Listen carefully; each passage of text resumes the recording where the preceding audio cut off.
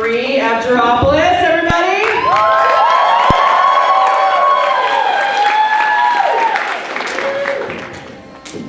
Welcome. Hi, everybody. Hi. You sit over there, or you sit next to me? I'd love to sit next to you. Oh, thanks. Oh, I like your Bass Pro Shops hat. Thank you. I'm from Thunder Bay, Ontario, and know how to fish. So while we're standing, stay standing, okay? Yes. Everybody get up. Here we go. Are you ready? No. You know what we're doing on the count of 3, right? Right? Yeah, Put right. our hands in the air. 1, 2, 3. What?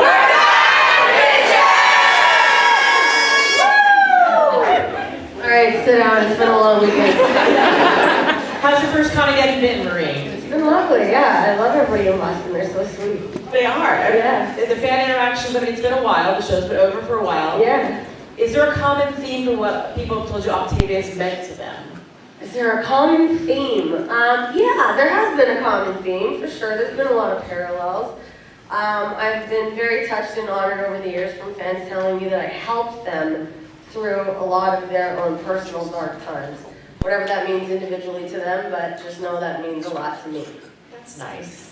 Okay, so Taylor Swift Eras Tour is happening right now. Just wait, there is a point to the story. It's nothing to do with her. I want to talk about Octavia's eras. Okay. You had 7 seasons, and in 7 seasons, and arguably 7 different eras of Octavia. Which one is your favorite? Blood Rain season was my favorite because that was the most challenging for me as an actress, definitely. The whole cannibalism thing was really dark. But during the Blood Rain season, I got a nod from Stephen King, who tweeted me saying that I was his favorite on the 100. Wow. And I think it's only because I look like its wife. You know what I mean? With the red forehead, like it had a wife. Wouldn't it be Wait, the great? creepy clown? You say Blood Rain to look like the creepy clown's wife. Well, that's what Stephen King said. Amazing. I didn't say it. That's a pretty great compliment. Thank you. Yeah. I think Were you you- would be afraid of Blood Rain. Yeah, I think most people would be afraid of Blood Rain. When you were on the show, did you prefer, I can speak after all this time, did you prefer more character interaction work or more of the physical stunts? Both, because I was given the option to do both. The writers were really generous and gracious to me and understood that I have a pretty solid physicality to be able to tell a story, whether it's through the sword or through my heart and mind and soul. So I was so honored that Octavia got to do both. You watched that video, what struck you? Like you should be proud of your body of work, are you? I'm so proud of my body of work. Oh. Yeah, it was a really dark show to shoot. Octavia didn't smile very much. But, you know, she had a lot to say and she had a lot to prove to everybody, and I thought that was really interesting for the audience members to really see her grow because she was the underdog. What do you think post the show, post season 7, them on the beach, what do you think the rest of her life looks like? The rest of Octavia's life, I hope, just looks like happiness because she didn't ever really get to understand what that felt or meant like. She always had to be somebody else, play somebody else, hide, fight for somebody else, and I just hope she just finds peace. That's what we all need in our lives, don't you think? A little peace of quiet, calm, serenity, Amen. health, happiness, family, friends. You've gone on to do other movies where you're doing your own stunts and you're doing various forms of martial arts, is that correct? That's correct. Tell us more about those projects.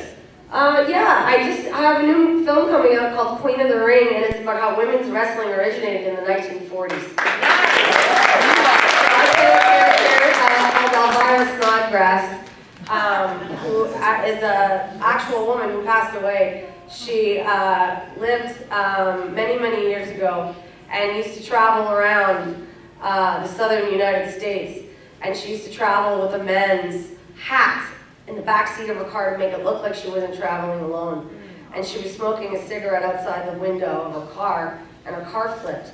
And she had to cut her own arm off, and that's how she finished her wrestling career. Because obviously she had an ailment that couldn't allow her to continue. But I played this project starring Emily Bett Rickards from Arrow, Josh Lucas, Walton Goggins, and all kinds of other amazing actors that there's way too many to name right now. Francesca Eastwood, who's a dear friend of mine. And that's going to be coming out in the next couple months, so I'm excited for all of you to see that. I speak with a southern accent, and it's a period piece. We're all dressed quite fancy, which is Can very you give us a little taste of your southern accent? Not now. Okay. I'll have to throw you in the hobba, because right now I'm learning the Boston Oh accent. boy. Me too. Now, do you see yourself enjoying being a comedic actor? Do you see yourself in a rom-com someday? Yeah, of course. You're I hilarious. can do all the things. I'm theatrically trained, but I don't know. I guess it's what the business thinks me of as a total badass, which is fine. All my ex-boyfriends fear me. It's cool. Good answer. Okay, well, we're going to open it up for fan questions. Yes, please. You're here and you're a magical unicorn. You don't do a lot of cons, so let's just let the fans ask their questions. Yes. Hello. Hi, how are you? Good. Good. What was your favorite show to act in? Well, The 100, of course. I took up all my 20s and 30s. That's an easy question. Yeah. Thank you. You're welcome. Hello. Quick question. In a complex situation, Octavia, Echo, Gyoza, who's winning? Octavia's great. And I'm so sorry because they're all my really good friends, but yeah, definitely. She's the most highly trained warrior out of all of them. Awesome. Yeah. Also, they're taller, and you can just get down there and do your thing and you slide the thing. Exactly.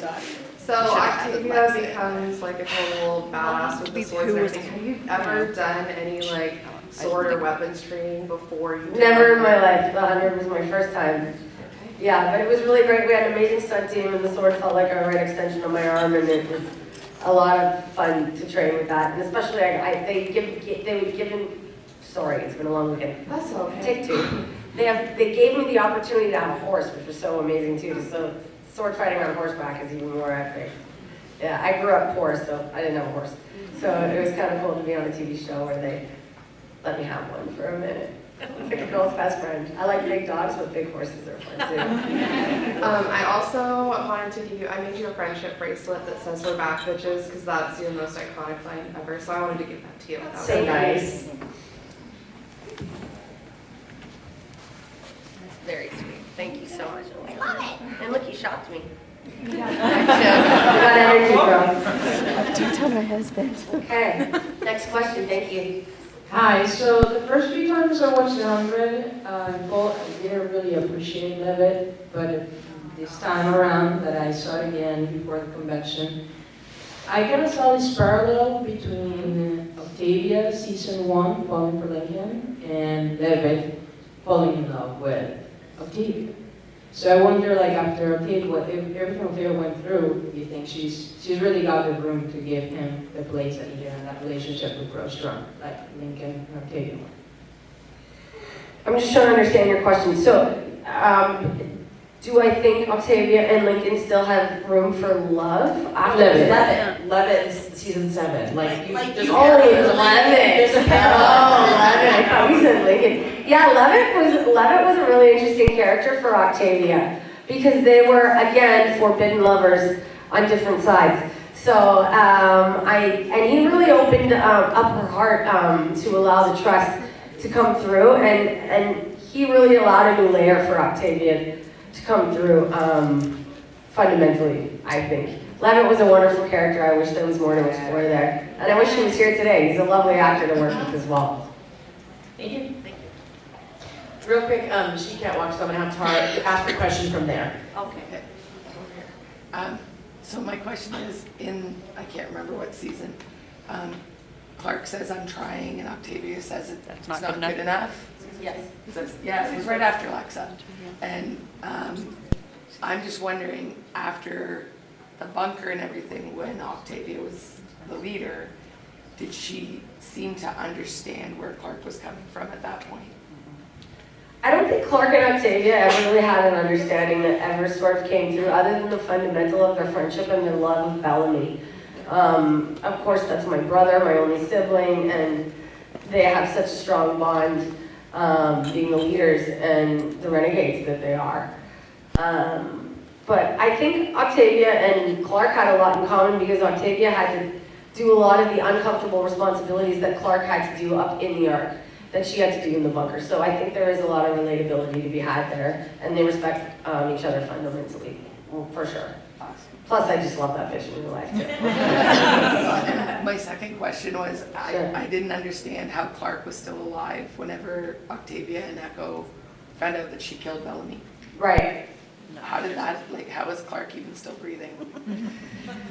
The same way Octavia watched Lincoln be executed and she kept breathing. You just gotta move forward on the 100 because these women are strong and they don't take shit from anybody. Yeah, no, I just figured Octavia would have took her head, that's all. Well, there's too much involved on that one. Yeah. Octavia turned a new leaf in the later seasons to try to Yeah. lighten up and find some humility, humanity, and empathy for others. Yeah, Thank you. thank you. Hello. I was wondering what your favorite scene to film was and what the hardest scene to film was for you. Sure, my favorite scene of the 100 is you are one crew or you're the enemy of one crew, choose. 100%. Because that was the turning point for my character where I really started living, breathing, and enjoying playing Octavia fundamentally so much. Not saying I didn't before, but that really took me into a new evolution of myself as an actress portraying that character.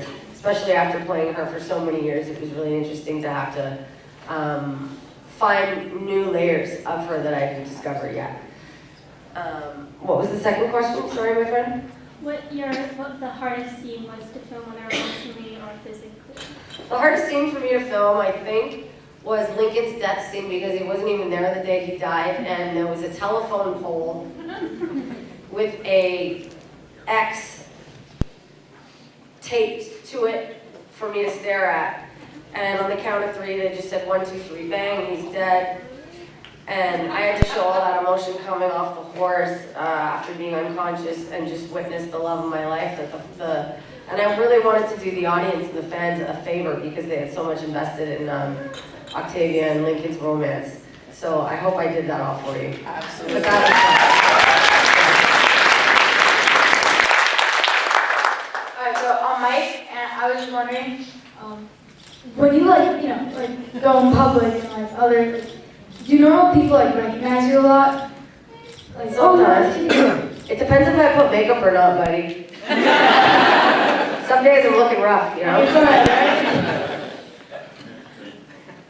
So, okay. Thanks for your question. Do people come up to you and call you Octavia? They do, yeah. Some people don't even know my real name. But that's okay. Afteropolis is a difficult one, though, to be fair. Hi.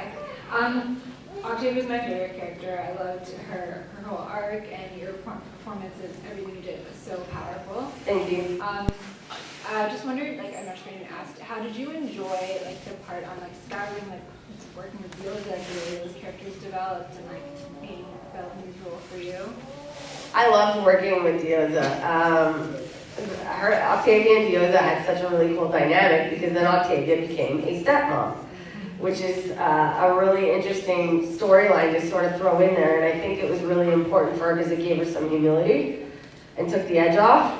Now that she had these two women that actually couldn't stand each other, had to raise a kid together, separate from everybody else.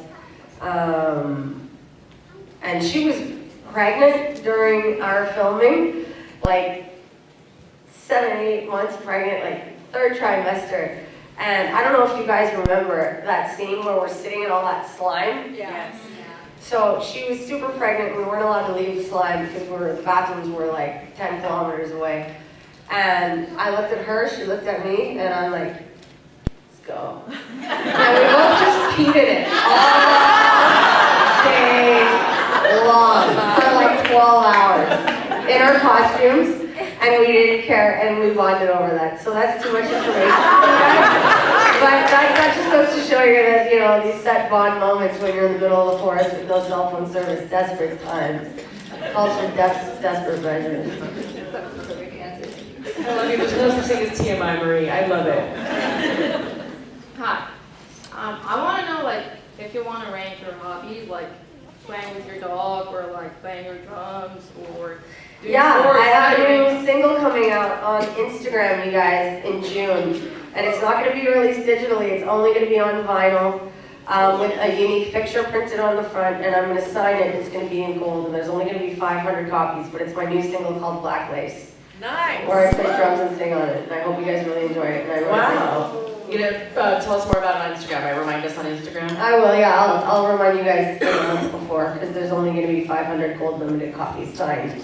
But I will mail them to your houses if you buy them. I'm sure the Conageddon account can repost you. Okay. Get the word out to everybody. Love that. Yeah. But like, how do you arrange them? Like, do you prefer to do outdoorsy stuff, or like, do you prefer to Absolutely, yeah, I ride a Harley Davidson motorcycle, and I love to snowboard, I love to box. I have a lot of hobbies, I love to play drums. Sometimes I like to act. That's a joke, of course I love to act. Bad joke, sorry guys. Hi Maria, I had a two-parter. What's your favorite stunts to film in 100 and also Tracers with the parkour? Oh, Tracers was fun, sort of. Yeah, parkour is interesting because it's the way you gotta learn how to efficiently get from one way of the room to the other as fast as possible. So instead of going around all these tables, you jump over all the tables and chairs, and that's the way people commit crimes a lot in really efficient ways. So that was a fun project to do for me. That was ages ago. But my favorite stunt scene on the 100 again was the, you know what, let's switch it up. And I think it was like season 2 where Octavia just gets her ass kicked in the rain in the dark in front of all the other crews to like prove a point that she's tough. That was really, really hard for me to do just because it was freezing outside and I threw myself around on the ground all the time.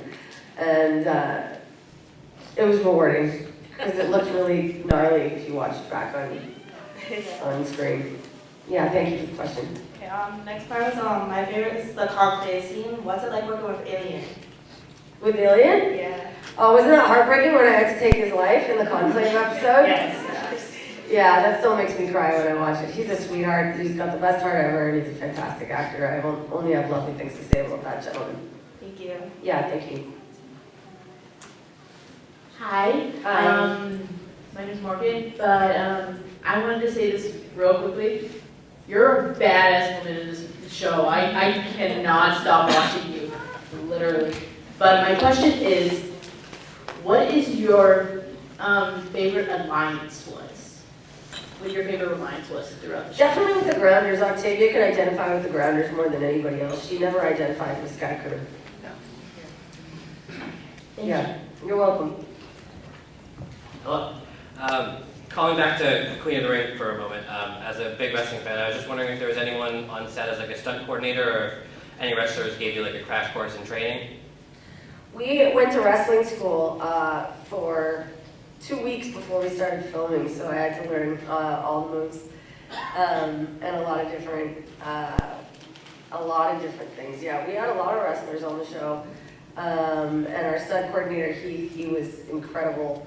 There was just a fantastic team over in Louisville, Kentucky. We shot it in June, and it was just blazing hot. And yeah, it was great. I'm really excited for you guys to see this one. This is going to be a different thing that you haven't seen Marie do before. Was Chavo involved? I feel like whenever there's a wrestling movie or something, Chavo Guerrero is one of the people that's there helping out. I can't tell you, otherwise I'll have to kill you. And she probably could. Thank you. It's coming out soon though, I promise. But yeah, I don't think I'm allowed to talk about it very much. But yeah, it's exciting. Thanks for the question.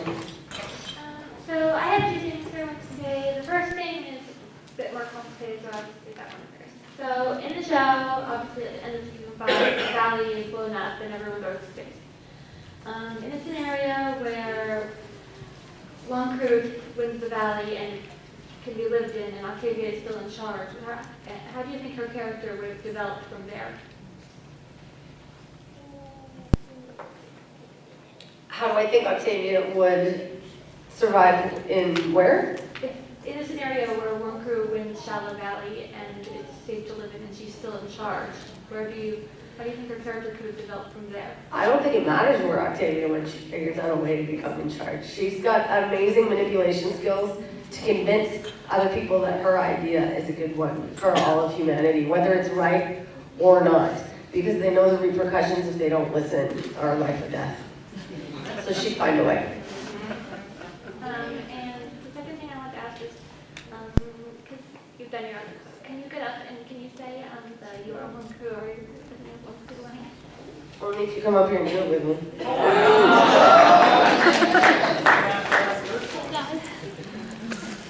Here now. She probably wants. You're allowed. Okay, you want to sit there? Sit at the end of the stage. Let me make you feel really comfortable. Have a seat. We're going to sit together.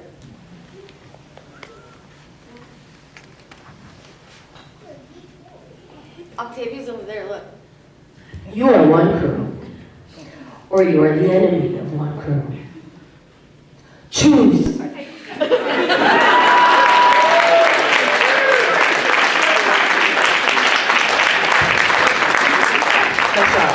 Octavia's not meant to make people feel comfortable sometimes.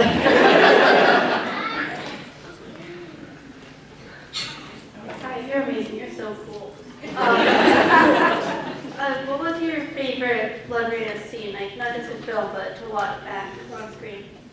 I really like the cannibalism episode. To convince everybody to eat others is a really poor choice. So I had to sit there with that script and go, what the? How am I going to make this character likable? How am I going to convince this audience that I've just not gone completely batshit out of my freaking mind? But somehow I pulled it off because this is your brother. And without him being here, you won't survive. Take this as an honor. Choose. Wouldn't you eat him?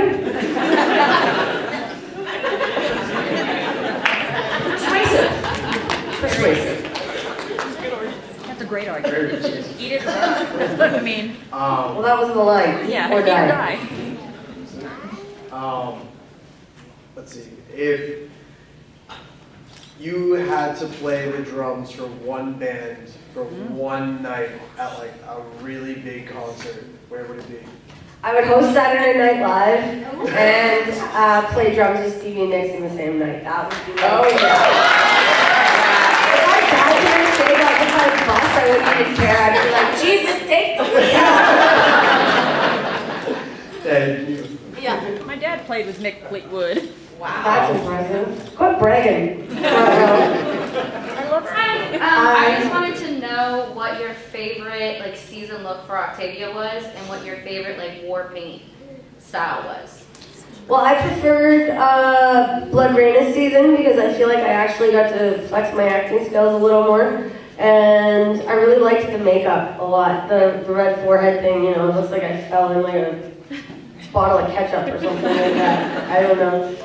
What about outfits? You say which of the 7 seasons, which outfit was the best that you liked? I liked all the armor. It was just really challenging to be in it. Yeah, I can imagine. Except for when I was with Dioza, then you could do it. Thank you so much. You're welcome. Hello? Hello, how are we doing? Good, I like your shirt. Oh, appreciate it. First, right. Yep. I'm a fellow musician as well, so I always appreciate. Oh, what happened? Oh, it turned off. Hold it down, maybe. Is it green? It's red. Oh, this is dead. Do you want mine? There we go. I always appreciate fellow musicians, and so blessings to everything that you do. Thank you. And so I did have a question. You know, Octavia, you know, we've seen every season there was a challenge, and she really elevated past it and became better and better and better as the season went by. And I know you play that character, you got to feel those emotions, and I actually the panel before this as well. So what things from Octavia have you been able to like look within yourself and say, oh, I can, you know, I can be step above, I can be better within myself? I learned from Octavia a bunch of things, but one of the things I think that the writers really tuned in about me is, without getting too deep here, I've had a pretty fucked up life growing up, so I learned how to be tough as nails from a really young age. So it was really easy for me to dig into Octavia's being, to be a survivor, to do what's right, to be the loner. to be the outcast, to be the underdog, and to have to prove yourself. Plus, I'm the youngest kid of 4. Yeah, there you go. So do you know what I mean? When you're the youngest, you just gotta prove yourself. So I think those were all really helpful tools growing up that really helped build Octavia's character.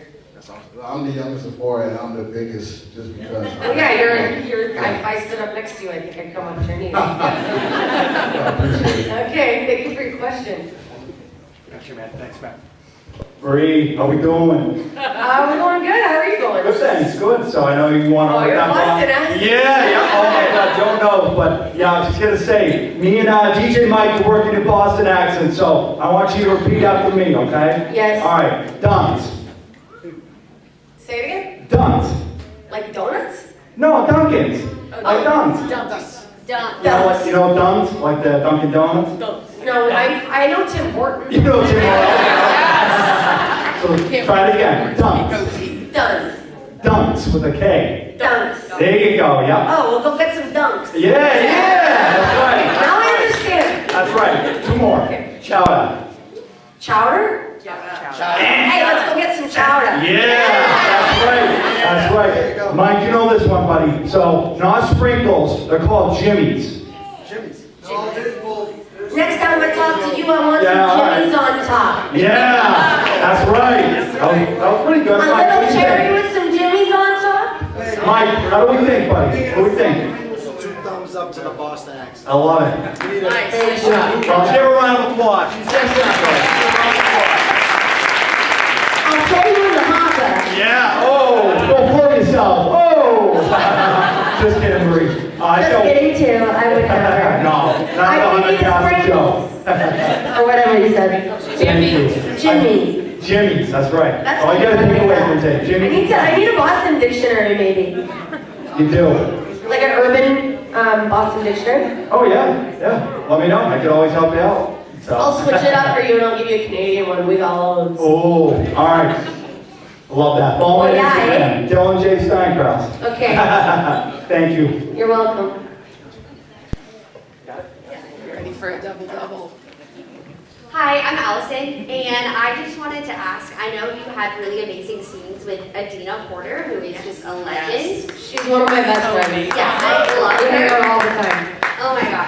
I love her so much, and so seeing y'all's dynamic from the very beginning, season 2, Yes. all the way up until season 7, do you have like any, I guess, since the growth was so big between your acting growth and the character growth, was there any like advice that you really gained and remember from her like specifically, or do y'all have a favorite moment with her on set? I have so many favorite moments with her in my personal life. Okay.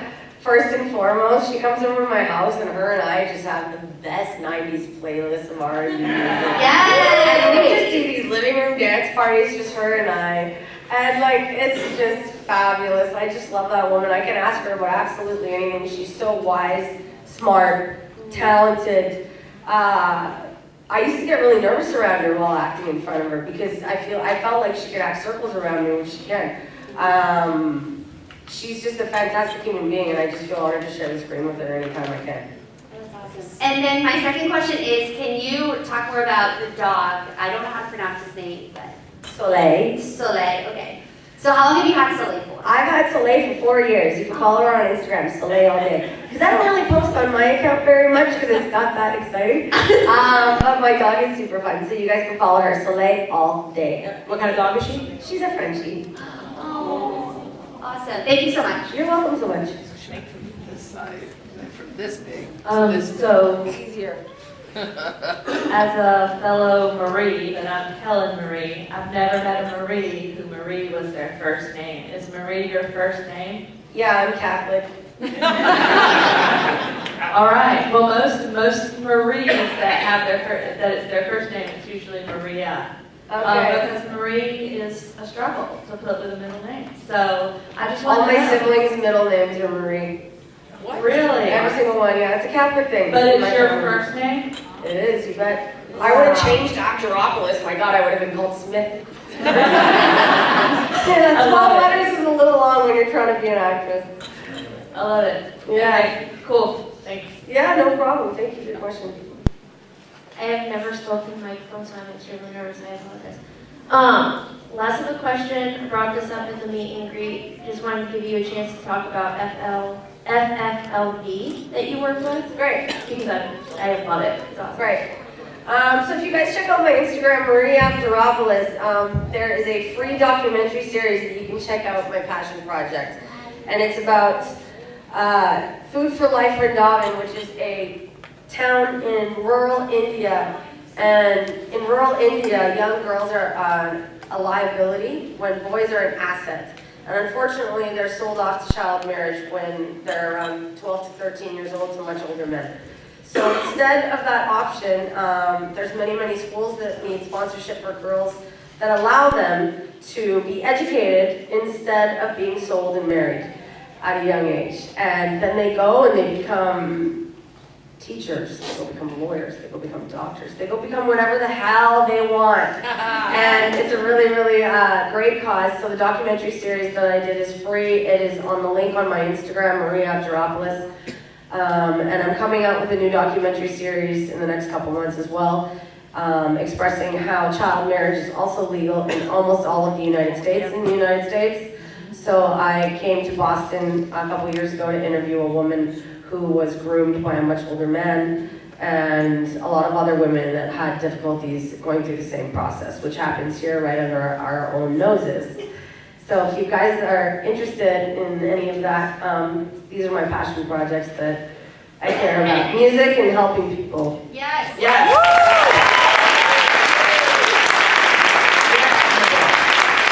How did you first get involved in India with that particular location and your organization? How did you get involved? I have a degree in television broadcast journalism, so I used to be a news reporter. Not many people know that before I became an actress. And I met a fellow journalist who needed to find another journalist that would be able to go over there and handle the really rough conditions. And I said I believed in the project and I was interested. And from there it just really took off and it was so exciting. That's great. Yeah, and that's devastating, but exciting because I am able to see the change in the work that we've done. It's absolutely essential, so congratulations. Thank you. Thank you. Let's thank Maria Avgeropoulos. Thank you all for coming and enjoying this.